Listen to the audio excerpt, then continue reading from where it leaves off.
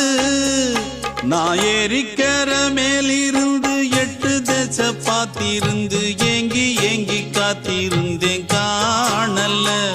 மணி 7 8 ஆன பின்னும் ஊரடங்கி போன பின்னும் சோறு தண்ணி வேணும் இன்னு தோணல்ல.